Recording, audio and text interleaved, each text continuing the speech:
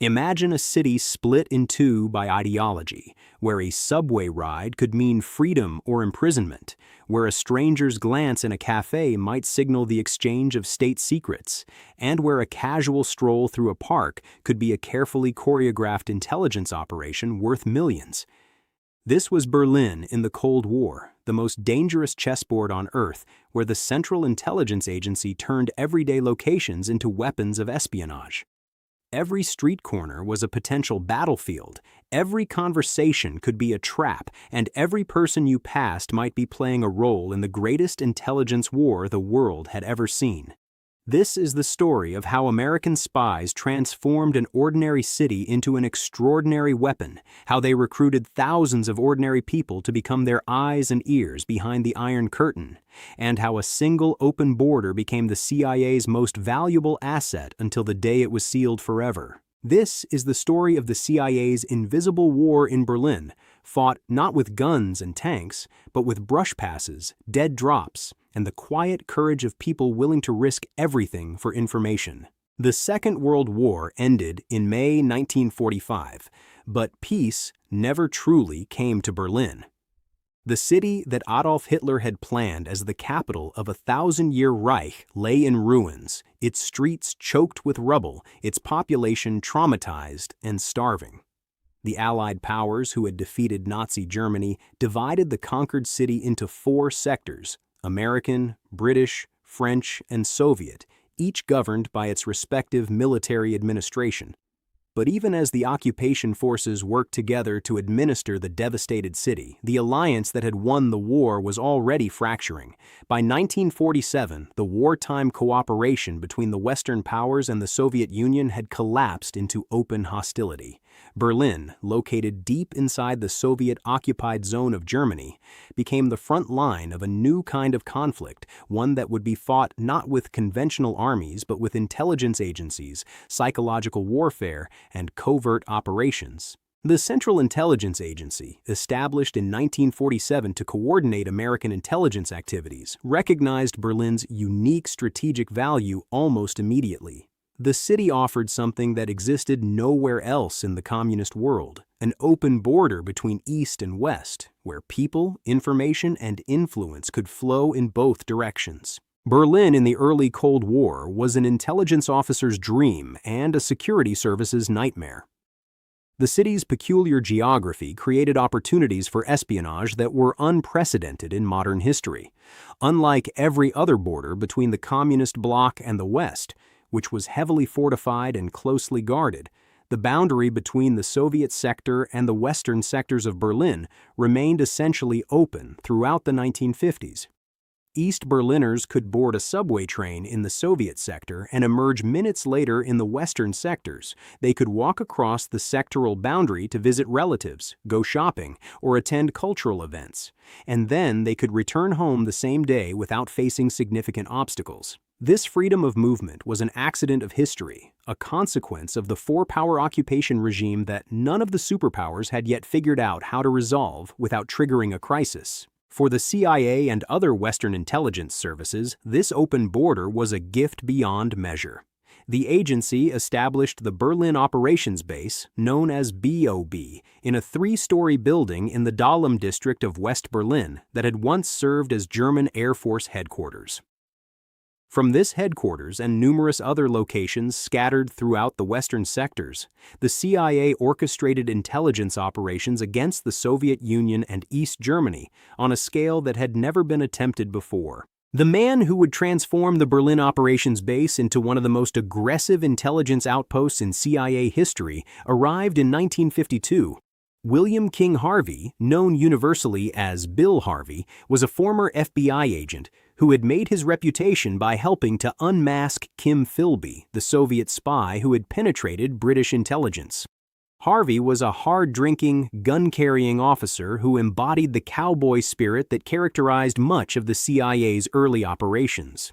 He was overweight, blunt-spoken, and utterly fearless, exactly the kind of man the agency needed to run operations in the most contested city on Earth. Harvey understood that the open border in Berlin created a unique opportunity for mass intelligence collection. While other CIA stations operated a small number of carefully vetted agents in high-value positions, Berlin could recruit on an entirely different scale. Every East German who crossed into West Berlin was a potential intelligence source. Every refugee who fled to the West carried knowledge about conditions in the communist state. And every one of these people had connections, colleagues, friends, family members who still lived in East Germany and who might be willing to provide information to the West. Harvey built his operations around exploiting this human terrain with ruthless efficiency. The foundation of the CIA's intelligence network in East Germany was built on the massive flow of refugees fleeing communist rule. Between 1949 and 1961, approximately 3 million East Germans escaped to the West, most of them through Berlin.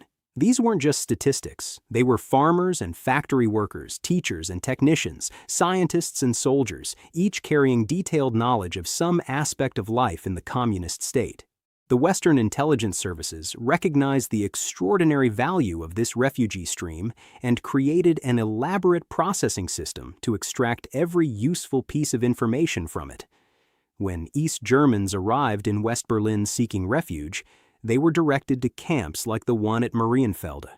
There, they encountered not just humanitarian workers offering assistance, but intelligence officers conducting systematic interrogations. The security screening was mandatory, ostensibly to ensure that communist spies weren't infiltrating the refugee flow, but it served a second crucial purpose.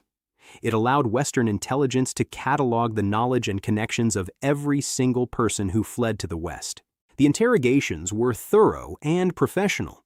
Intelligence officers asked refugees about their jobs, their workplaces, their colleagues, their neighbors, the economic conditions in their cities, the political attitudes of the people they knew, and anything they had observed about Soviet military installations or East German security forces. But the most valuable information the refugees provided wasn't about what they knew themselves. It was about who they knew. Western intelligence services understood that the key to building a spy network wasn't finding people who already had access to secrets. It was identifying ordinary East Germans who could be recruited as agents and then trained to collect specific information. Refugees provided this identification service on a massive scale. They named colleagues who had expressed dissatisfaction with the communist regime, friends who needed money, relatives who might be sympathetic to the West, and acquaintances who worked in strategically valuable positions. These names became the raw material for the CIA's recruitment operations. Intelligence officers would write letters to the people identified by refugees, letters that were often posted inside East Germany by couriers who crossed the border for that specific purpose. The letters would invite the recipient to visit West Berlin for a meeting, usually offering some plausible pretext like discussing help for a mutual friend who had fled to the West or providing information about a refugee's whereabouts. When the target arrived in West Berlin, they would be met by a CIA officer at a safe location, often a cafe, a park, or a private apartment. The recruitment pitch that followed was tailored to each individual. Some people were approached with ideological appeals, invited to join the fight against communist tyranny. Others were offered material incentives, money, consumer goods that were unavailable in East Germany, help obtaining visas to other countries, or assistance with personal problems. The CIA had enormous resources at its disposal and was willing to spend generously to build its networks. Officers arrived at recruitment meetings with pockets full of American cigarettes and dollars, both of which had tremendous value in the cash-starved economy of divided Berlin. The success rate was remarkably high. Thousands of East Germans agreed to become informants for Western intelligence. The combination of anti-communist sentiment, material need, and the relative ease of maintaining contact through the open border made recruitment far easier in Berlin than anywhere else in the communist world. Some agents were tasked with observing and reporting on Soviet military movements. Others were asked to collect economic intelligence about factory production, railway traffic, or shortages of strategic materials. Still others were recruited to monitor political developments, report on the attitudes of their colleagues, or identify other potential agents. The CIA wasn't looking for a few high-level spies with access to top-secret information. It was building a vast network of ordinary people who could collectively provide detailed intelligence about every aspect of life in the communist state. Operating agent networks in a police state required sophisticated techniques to avoid detection by East German and Soviet counterintelligence. The CIA and other Western services developed and perfected methods of clandestine communication that became legendary in the intelligence world. The open border in Berlin allowed for personal meetings between agents and their controllers, which was by far the most effective method of communication, but even these meetings had to be conducted with extraordinary care. The Stasi, East Germany's Ministry of State Security, and the KGB were constantly watching for signs of intelligence activity. They surveilled suspected Western agents, monitored meeting places, photographed people entering and leaving known CIA safe houses, and recruited their own informants to penetrate Western networks. To evade this surveillance, CIA officers developed tradecraft techniques that became the gold standard for intelligence operations worldwide. The brush pass was one of the most elegant and difficult techniques perfected in Cold War Berlin. The method allowed an agent and a controller to exchange documents, money, or other small items without ever appearing to interact. The two operatives would approach each other on a crowded street or in a busy subway station, each maintaining the appearance of being completely unaware of the other's presence. At a precisely choreographed moment, they would pass within arm's reach, and in that brief instant, intelligence would change hands. The transfer might involve palming a rolled-up document, slipping a package into a pocket, or swapping identical-looking bags. The entire exchange would take less than a second, and to any observer, including surveillance teams with cameras, the two people would appear to be strangers who had simply passed each other on the street. The CIA learned one particularly sophisticated version of the brush pass from a professional magician who taught officers how to use misdirection to make the exchange completely invisible. When coming in from the rain, a CIA officer would remove a raincoat and shake it out with a flourish using the left hand, drawing the attention of any observers to that dramatic gesture while simultaneously passing intelligence with the right hand in a motion so subtle it was virtually undetectable. Dead drops provided another method for clandestine communication that didn't require the agent and controller to meet face-to-face. A dead drop was a predetermined location where one person could leave material for another to retrieve later. The locations were carefully chosen to be accessible to both parties but not under regular surveillance. Common dead drop locations in Berlin included cracks in walls, hollow spaces behind loose bricks, cavities in trees in public parks, and concealed spots in subway stations. The CIA officer would place money, film, or instructions for the agent in a waterproof container and hide it at the dead drop location. The officer would then signal that the drop was loaded by leaving a predetermined mark at a separate signal site, perhaps a chalk mark on a wall or a thumbtack pushed into a telephone pole in a specific pattern. The agent would check the signal site, see that the drop was ready, and then retrieve the material at a time when it was safe to do so. The agent would then use the dead drop to pass intelligence back to the CIA, leaving film or documents for the controller to retrieve. This method had the enormous advantage of eliminating any direct contact between agent and controller, making it much harder for counterintelligence to identify either party, even if they discovered the dead drop location itself.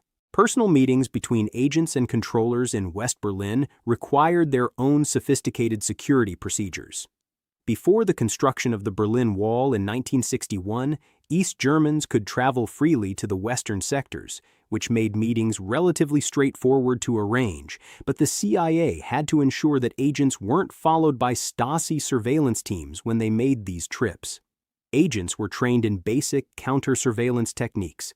They learned to vary their routes, to make sudden changes in direction to expose anyone following them, to use reflections in shop windows to observe people behind them, and to enter buildings with multiple exits that would allow them to shake off surveillance. CIA officers would often conduct elaborate surveillance detection runs before meeting an agent, spending hours moving through the city on carefully planned routes designed to reveal any hostile surveillance. If an officer detected surveillance, the meeting would be aborted. The CIA also maintained safe houses throughout West Berlin, apartments that appeared to be ordinary residences, but were actually owned or rented by the agency for conducting clandestine meetings. Agents would be given detailed instructions on how to reach the safe house, often involving multiple changes of transportation and specific timing to ensure they arrived unobserved. While the CIA was building its human intelligence networks, it was simultaneously pursuing one of the most audacious technical intelligence operations ever conceived. Operation Gold, as it was codenamed by the Americans, was a joint CIA and British Secret Intelligence Service operation to physically tap into Soviet military communication cables running beneath East Berlin. The concept was breathtaking in its boldness. The CIA would dig a tunnel from West Berlin into Soviet-controlled territory and intercept thousands of hours of telephone and telegraph communications without the Soviets ever knowing. In January 1954, CIA Director Allen Dulles approved the operation. The agency needed a cover story to explain the massive construction project, so it established a U.S. Air Force radar site in West Berlin near the border with the Soviet sector. The site was surrounded by high-security fencing and contained a warehouse that would serve as the entrance to the tunnel. The first challenge was what to do with all the excavated dirt. After weeks of debate, the CIA decided to store it in a specially constructed basement beneath the warehouse. Over the course of construction, more than 3,000 tons of soil would be removed and hidden inside the building. The tunnel construction itself was an engineering marvel. The soil was sandy, which created a constant risk of cave-ins, so technicians decided the entire tunnel would have to be lined with steel. They devised a protective shield that could be pushed forward with hydraulic jacks as workers excavated. Behind the shield, they bolted together sections of heavy steel plate to form rings 6 feet in diameter. 125 tons of steel liner plate were used to create a tunnel that stretched 1,476 feet. Roughly the length of the reflecting pool in front of the Lincoln Memorial in Washington. The tunnel sloped down from the West Berlin entrance, passed beneath the border, then sloped up to reach the Soviet communication cables. Construction took a full year. British technicians installed the sophisticated tapping equipment that would intercept the communications without causing detectable changes in the electrical characteristics of the cables. On May 11, 1955, the taps went live and intelligence began flowing to Washington. For 11 months, the Berlin Tunnel operated flawlessly. It intercepted 40,000 hours of telephone conversations and 6 million hours of teletype traffic, producing 50,000 reels of tape that would eventually be transcribed into 443,000 fully processed conversations. The intelligence was extraordinary. The CIA gained detailed information about Soviet order of battle, the activities of Soviet and Warsaw Pact forces, Soviet atomic energy projects, the formation of an East German army, the poor condition of East German railways, growing tensions between the Soviets and East Germans, and increasing unrest in Poland. But the Berlin Tunnel concealed a devastating secret that the CIA would not discover for years. George Blake, a trusted officer in British intelligence who had been privy to every aspect of the tunnel's planning, was a Soviet spy. Blake had informed the KGB about Operation Gold before the tunnel was even built. The Soviets faced an agonizing dilemma. If they shut down the tunnel immediately, they would expose Blake as their source and lose one of their most valuable agents inside Western intelligence. If they allowed the operation to continue, they would have to accept that the CIA was intercepting their communications. The KGB made a calculated decision.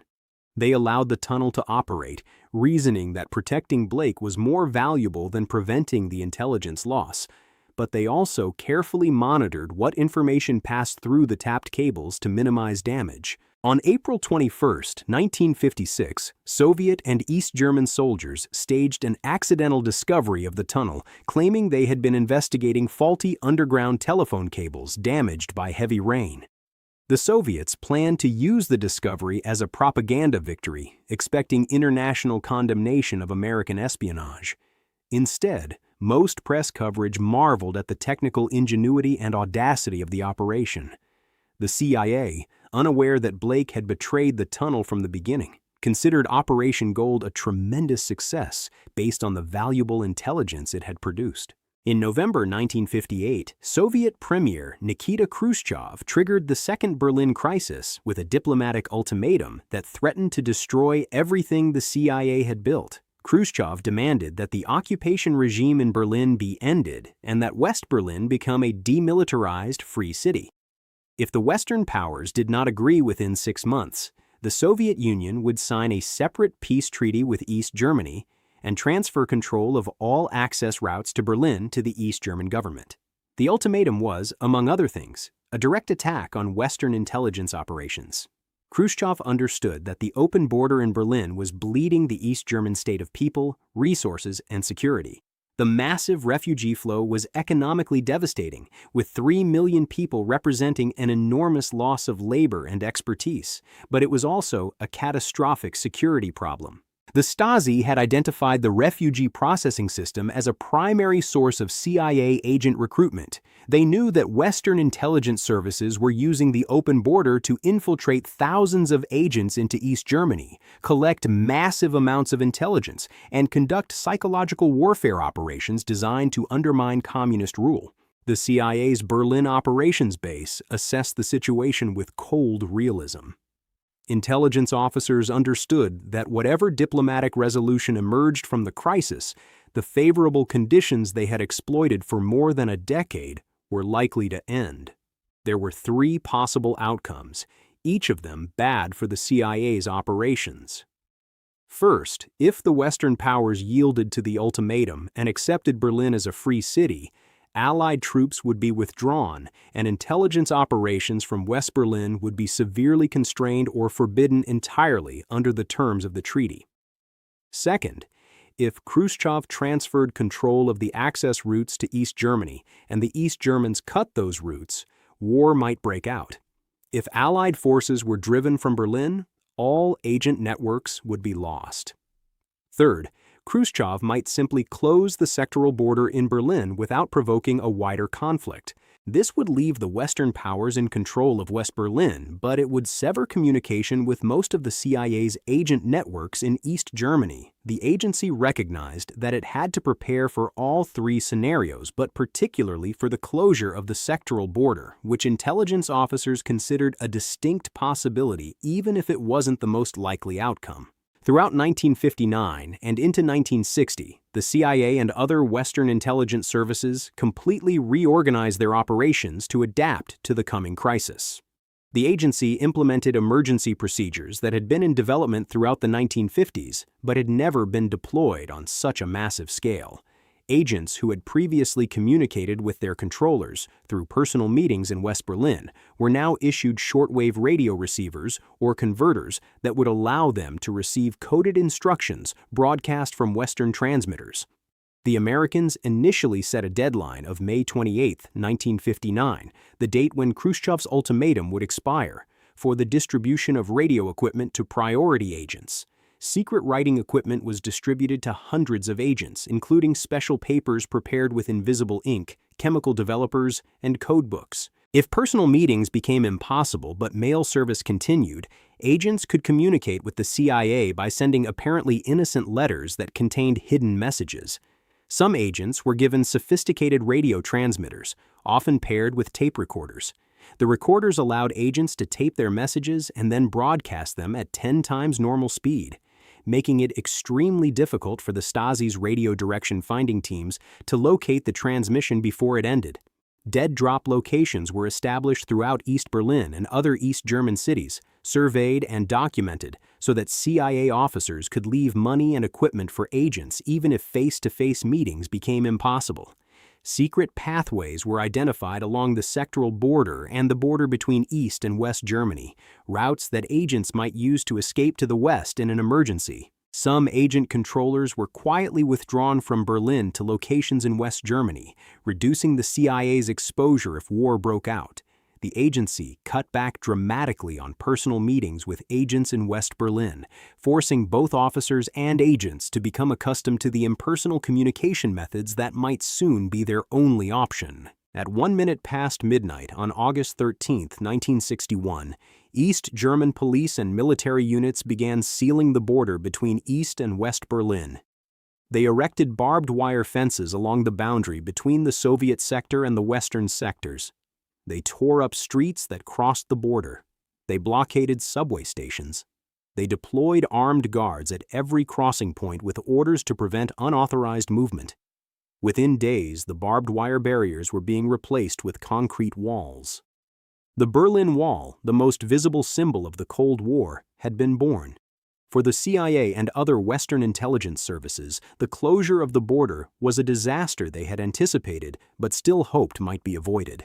In a single night, the agency lost direct access to hundreds of agents.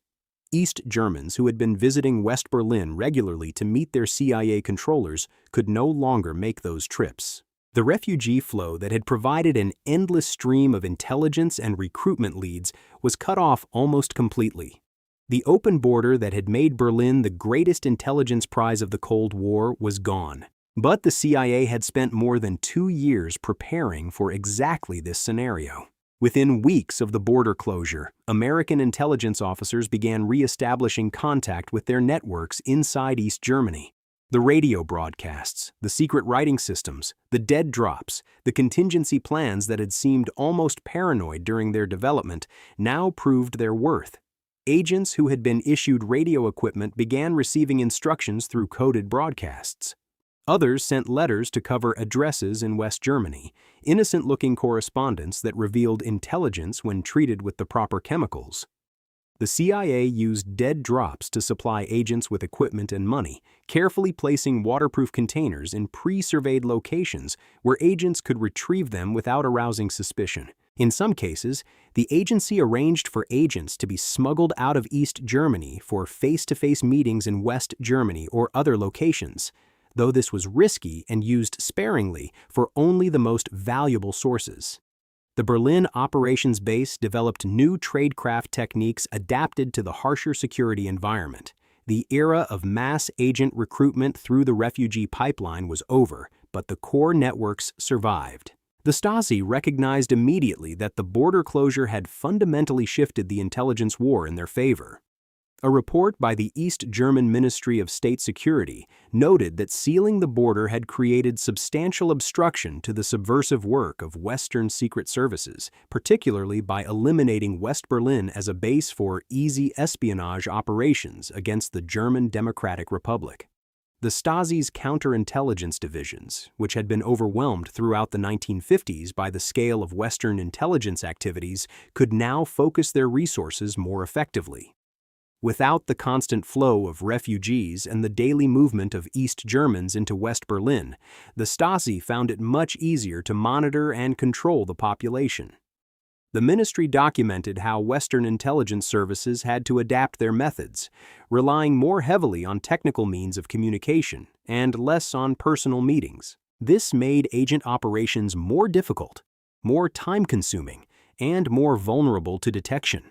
The Stasi began systematically hunting for radio transmitters, monitoring mail for signs of secret writing, and watching for the telltale signs of dead drop operations. The security crisis that had plagued the East German state since its founding in 1949 began to ease, though it never entirely disappeared. David Murphy, who had succeeded Bill Harvey as chief of the Berlin operations base in 1959, found himself managing the most difficult transition in the station's history. Murphy had been in Berlin since 1953, first as Harvey's deputy and then as the station chief. He had advised President John F. Kennedy on how to respond to the construction of the Berlin Wall, and now he had to salvage what he could from the wreckage of the CIA's networks. Murphy understood that the intelligence war in Berlin had entered a new phase. The era of aggressive, large-scale operations was over. The agency would have to operate with greater sophistication, greater caution, and greater selectivity. Quality would have to replace quantity. The deep-cover agents who had been recruited and carefully positioned over the years became more valuable than ever, even as communication with them became more difficult and dangerous. Murphy also had to manage the psychological impact on his officers and agents. Many agents felt abandoned when the border closed and personal contact became impossible. Some stopped cooperating out of fear. Others were arrested by the Stasi, victims of the more intensive counterintelligence operations that followed the border closure. The CIA's officers, who had grown accustomed to the relative freedom of operation in the divided city, had to learn new ways of working in what had become a much more hostile environment. The construction of the Berlin Wall didn't end the CIA's operations in the divided city, but it transformed them fundamentally and permanently. The agency maintained a significant presence in West Berlin throughout the remainder of the Cold War. But the nature of the work changed. Without the open border, recruitment of new agents became far more difficult and dangerous. The CIA had to rely more heavily on technical intelligence collection, including sophisticated electronic surveillance of East German and Soviet communications. The agency also shifted resources toward penetrating the East German government and intelligence services at higher levels, seeking quality intelligence from well-placed sources rather than the mass collection of tactical information from hundreds of low-level agents. The KGB and Stasi, meanwhile, intensified their own operations against Western intelligence. They recruited double agents, feeding false information to the CIA while learning about American intelligence priorities and methods. They infiltrated Western intelligence services with their own agents, a campaign that would prove devastatingly successful over the following decades as the extent of East German and Soviet penetration of Western agencies became clear. The revelation in 1961 that George Blake had betrayed Operation Gold and numerous other operations sent shockwaves through both the CIA and British intelligence. Blake had been arrested after a Polish defector informed Western intelligence that there was a Soviet spy inside British intelligence who had been active in Berlin. Under interrogation, Blake confessed to having spied for the Soviets since 1953. He admitted that he had informed the KGB about the Berlin Tunnel before it was even built, that he had betrayed the identities of hundreds of Western agents, and that he had systematically compromised British and American intelligence operations for nearly a decade. Blake was sentenced to 42 years in prison, the longest term ever imposed under modern English law at that time. The damage he had inflicted was incalculable. Dozens of agents had been arrested, and some executed based on Blake's information. Operations that the CIA and MI6 had believed were successful had been compromised from their inception. The agency was forced to reassess every operation Blake had known about and assume the worst. The paranoia that Blake's betrayal created would haunt Western intelligence for years, fueling mole hunts and sowing distrust within the intelligence community. But even Blake's betrayal, devastating as it was, had not entirely negated the value of the Berlin Tunnel or the CIA's other operations in Berlin. Intelligence analysts who reviewed the tunnel's product concluded that despite Soviet knowledge of the operation, the communications intercepted had been genuine. The KGB had apparently decided that protecting Blake was more important than preventing the intelligence loss, and they had allowed authentic communications to flow through the tapped cables rather than risk exposing their source by feeding obvious disinformation. The tunnel had provided valuable intelligence about Soviet military capabilities, order of battle, economic conditions in East Germany, and political tensions within the communist bloc. More broadly, the CIA's operations in Berlin during the 1950s had given American policymakers an unprecedented window into conditions behind the Iron Curtain. The intelligence collected from thousands of agents, from hundreds of thousands of refugee interrogations, and from technical operations like the tunnel had shaped U.S. strategy throughout the early Cold War. It had informed decisions about military deployments, economic warfare, psychological operations, and diplomatic negotiations. The investment of resources and the risks accepted had, in the agency's assessment, been justified by the intelligence gained. Here's what matters about this story. If you found this deep dive into the CIA's secret war in Berlin as fascinating as we did putting it together, we'd genuinely appreciate it if you'd subscribe to the channel. We're building something different here, documentary quality intelligence history that doesn't shy away from complexity or moral ambiguity. And drop a comment. What surprised you most about these operations? The scale, the techniques, or the betrayals? Let us know because your perspective helps shape what we cover next, and we read every single comment. Now back to the conclusion of this story. Because the impact of what happened in Berlin reaches far beyond that divided city. The intelligence war fought in Cold War Berlin established tradecraft techniques and operational methods that became standard practice for intelligence agencies worldwide. The brush pass, the dead drop, the safe house meeting, the surveillance detection run, and dozens of other techniques perfected in the divided city were taught to generations of intelligence officers and remain in use today. Berlin was the proving ground where theoretical concepts of clandestine communication and agent handling were tested under the harshest possible conditions and refined through hard experience. The lessons learned, often at great cost, shaped how intelligence agencies operate in hostile environments. The CIA's experience in Berlin also revealed both the possibilities and the limitations of human intelligence collection. The agency learned that under favorable conditions, with an open border and a hostile population willing to provide information, intelligence could be collected on an enormous scale. But it also learned that technical means of surveillance, sophisticated counterintelligence services, and border controls could severely constrain human intelligence operations. The shift from the open Berlin of the 1950s to the walled Berlin of the 1960s forced a fundamental reconsideration of intelligence collection methods and priorities. The Berlin Wall itself stood for 28 years, from 1961 until 1989, a concrete manifestation of the division between Communist East and Democratic West. Throughout those years, the CIA maintained its presence in West Berlin, continuing operations against the East German state and Soviet forces, though under far more difficult conditions than had existed before 1961. The agency recruited agents, ran technical collection operations, supported dissidents, and gathered intelligence about conditions behind the wall. Some operations were successful. Others were compromised by the Stasi's increasingly sophisticated counterintelligence capabilities. East German intelligence, freed from the security crisis created by the open border, became one of the most effective services in the communist world, penetrating West German government agencies, political parties, and even the office of the West German Chancellor. The Stasi's foreign intelligence arm, the Hauptverwaltung Aufklärung under Markus Wolf, achieved stunning successes throughout the 1960s, 1970s, and 1980s, recruiting highly placed sources inside Western governments and intelligence services. The intelligence war that had so heavily favored the West in the 1950s had become far more balanced and in some respects had tilted toward the East. The experience of the Berlin operations base during the 1950s and early 1960s shaped the CIA's Cold War strategy in fundamental ways.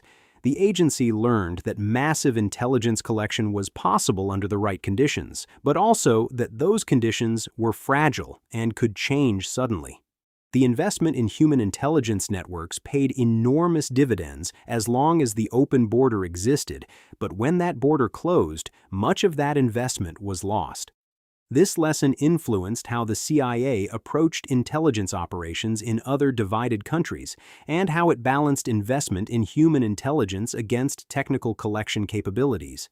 The agency also learned hard lessons about the damage that a single well-placed traitor could inflict. George Blake's betrayal demonstrated that insider threats were potentially more dangerous than any external adversary, a lesson that would be reinforced painfully multiple times in subsequent decades as other moles were discovered inside Western intelligence services.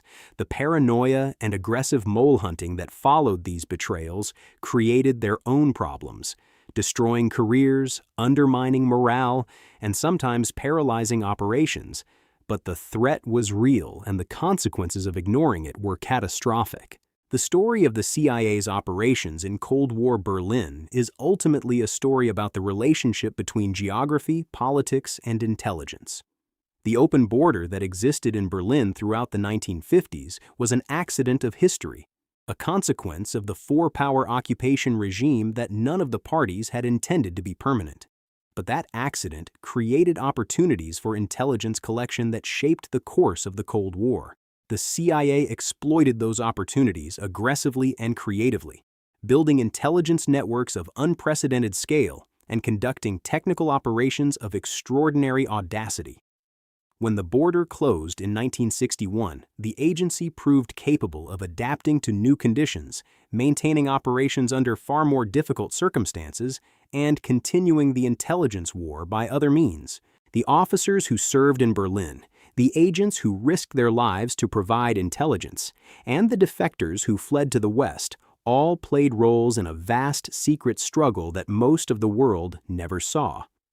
Their work provided American policymakers with information that influenced decisions about war and peace, shaped military strategy, and contributed to the ultimate Western victory in the Cold War. The subway platforms where agents made brush passes are still there, now part of the reunified Berlin's transportation system. The cafés where CIA officers met their sources still serve coffee to tourists, unaware of the history that unfolded at those tables. The parks where dead drops were concealed are visited by families who don't realize that the trees they walk past once hid secrets that nations would kill to protect.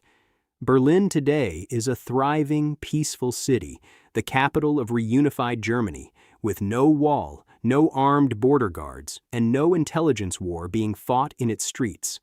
But the echoes of that secret conflict remain for those who know where to look. The city that was once the most dangerous chessboard on Earth, where every location from subway stations to parks to cafes served as pieces in the greatest espionage game ever played, stands as a reminder of what was at stake during the Cold War and what intelligence agencies were willing to do to gain advantage. The CIA's operations in Berlin demonstrated both the power and the limitations of human intelligence, both the possibilities of aggressive espionage and the vulnerabilities created by betrayal.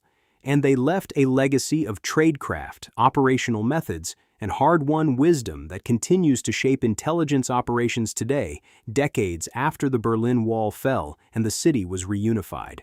The spy game board is gone, but the game itself never really ends.